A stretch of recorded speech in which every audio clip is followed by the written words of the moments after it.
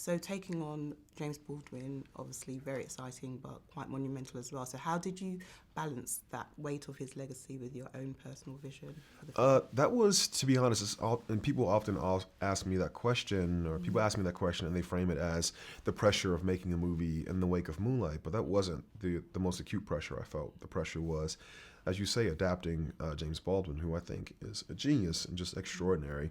And so it was interesting.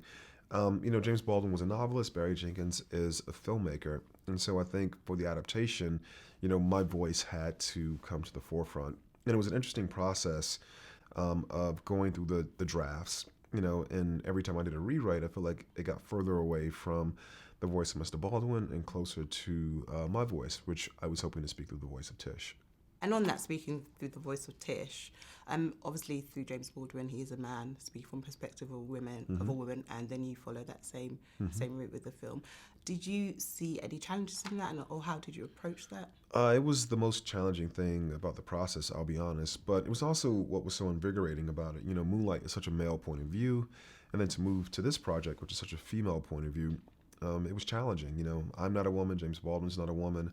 And so I had to learn to check my directorial ego and listen to the actors, which is difficult because, not difficult to listen to the actors, but typically an actor comes to you looking for guidance. And if an actor asks you a question about the character, you give the answer. But in this case, if Regina or Kiki or Ingenue or any of the women had a question about their characters, it was incumbent upon me to ask a question back because I can't tell you legitimately, what this experience is. So let's go into your experience, and I think that'll be more direct and align more with the characters. Yeah, it's a really collaborative process. It had to be. It absolutely had to be. And some of those things yielded the most amazing fruit.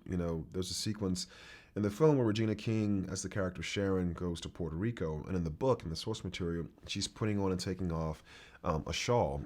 And Regina said to me very early in the process, I think as a woman, if it was a wig, as a black woman, that would be an image that I think is more direct and more visceral.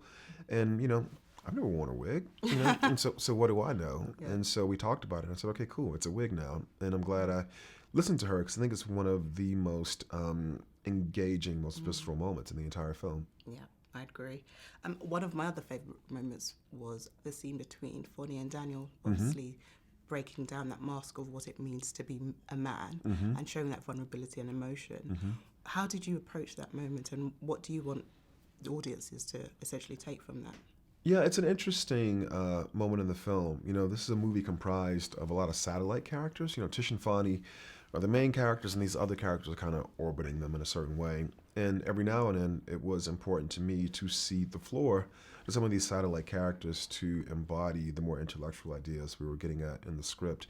And Brian Tyree Henry, Mr. Paperboy, who plays the character Daniel, does a great job of basically living out the process by which I feel like men, or black men in particular, but I'm sure all men deal with this, where they can feel comfortable enough to reveal their true selves. We like to think that trauma is very acute. You hit your toe with a nail and a hammer, and that hurts, and then 3 weeks later, you forget about the pain. But these other kinds of trauma are always with us, and I think Brian and Stefan in that scene are negotiating the space to reveal the actual trauma.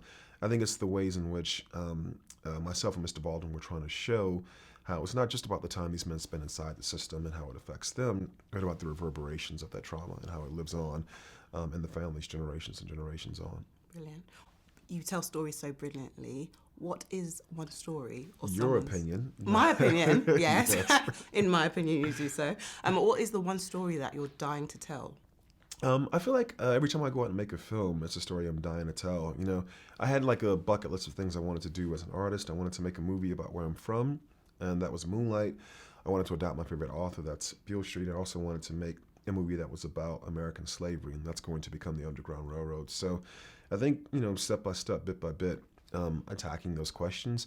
And what I love about being a filmmaker right now is, I'm not stationary. And so hopefully, through speaking to people like yourself, speaking to audiences, I'll reveal these blind spots of things that I didn't realize I wanted to do, that I want to do in the future.